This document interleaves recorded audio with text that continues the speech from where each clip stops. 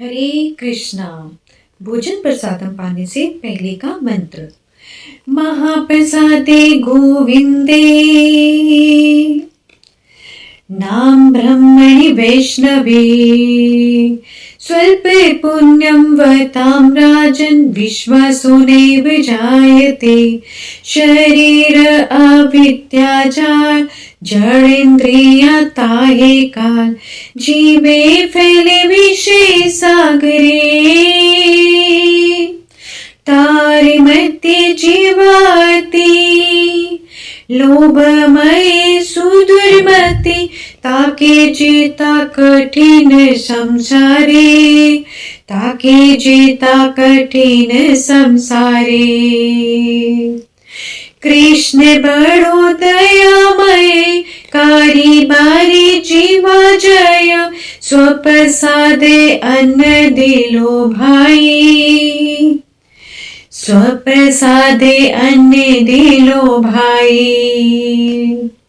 सही अन्नामृत पाओ राधा कृष्ण गुण गाओ प्रेम डाको चैतन्य निताई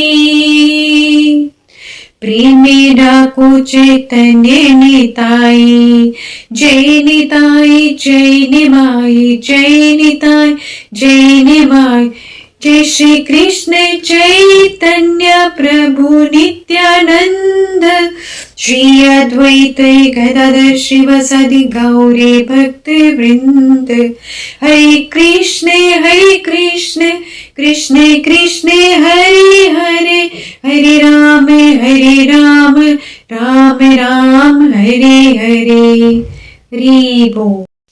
तो चलिए अब हम इसका अर्थ समझते हैं कि इस मंत्र में कहा क्या जा रहा है। महाप्रसादे गोविंदे नाम ब्रह्मणि वैष्णवी स्वल्प पुण्यम वताम राजन विश्वासो नैव जायते। अर्थात इसमें क्या बता रहे हैं कि 5 वस्तुएं जिनमें कभी भी जिनका पुण्य कम है, जिनकी स्वीकृतियां कम है, उनको कभी भी विश्वास नहीं होता।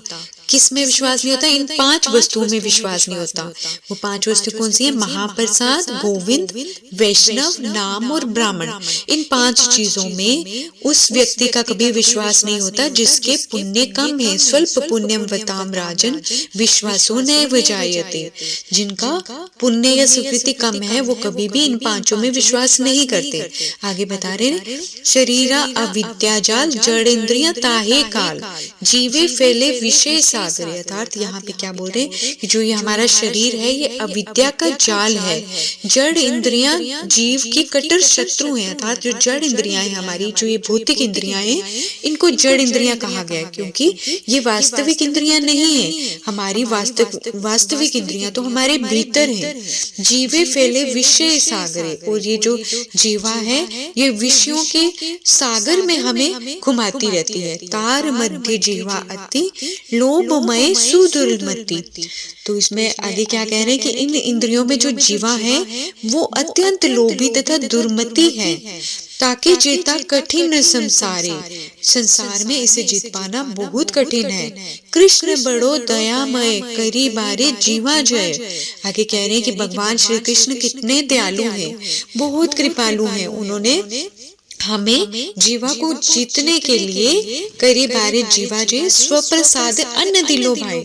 हमें भगवान श्री कृष्ण ने हम पे दया करके हमारी जीवा को जीतने के लिए हमें अपना प्रसाद दिया है, अन्न प्रसाद दिया है। सही अन्नामृत पाओ। अब क्या करें हम उसी अन्न को पाए जो हम भगवान को भोग लगाते हैं, उसके बाद उसको पाते हैं। तो उससे क्या होता है, हमारी जीवा कंट्रोल में रहती है, हम विषयों में नहीं घूमते। हमारी जो भौतिक इंद्रियां हैं जो हमें विषयों के सागर में धकेलती हैं, हम उससे बच पाएंगे। किस तरह से? जब हम स्वप्रसाद अन्न दिलो भाई, जो हमें स्वप्रसाद मिला है, भगवान ने जो हमें दया करके जो प्रसादम दिया है, जब हम वो ग्रहण करते हैं तो क्या होता है, हमारी जीवा कंट्रोल में हो जाती है और हमारी सभी इंद्रियां धीरे धीरे व्यवस्थित हो जाती है। सही अन्ना अमृत पाओ, राधा कृष्ण गुण गाओ, प्रेमे डाको चैतन्य निताई। अर्थात हमें वही प्रसादम ही पाना चाहिए, भूख लगा के ही प्रसाद खाना चाहिए और हमें राधा कृष्ण का गुण गाना चाहिए और प्रेम से हमें क्या पुकारना चाहिए, चैतन्य निताई को पुकारना चाहिए। जय निमाई जय निताई। जय श्री कृष्ण चैतन्य प्रभु नित्यानंद, श्री अद्वैत गदाधर श्रीवासादि गौर भक्त वृंद। अर्थात हमें पंच तत्व की कृपा की भी अत्यंत आवश्यकता है, क्योंकि जब पंच तत्व हम पे कृपा करेंगे तो ही हम भक्ति करने के योग्य बनेंगे, तो ही हम अपने इंद्रियों को वश में करने का प्रयास कर पाएंगे, तो ही हमें कृष्ण की कृपा प्राप्त होगी। तो फिर हमने क्या बोलना है, हरे कृष्ण कृष्ण कृष्ण हरे हरे, हरे राम राम राम हरे हरे। तो इस विधि से जब हम प्रसादम पाते हैं, भगवान को प्रसाद लगाने के बाद जब हम प्रसादम पाते हैं, उससे पहले हमें ये उच्चारण करना है। तो इससे क्या होगा, हमारी इंद्रियां धीरे धीरे वश में आ जाएंगी और धीरे धीरे हम भगवान की भक्ति में आगे बढ़ पाएंगे, हमारी भक्ति और भी दृढ़ हो जाएगी। हरे कृष्णा हरि हरि बोल।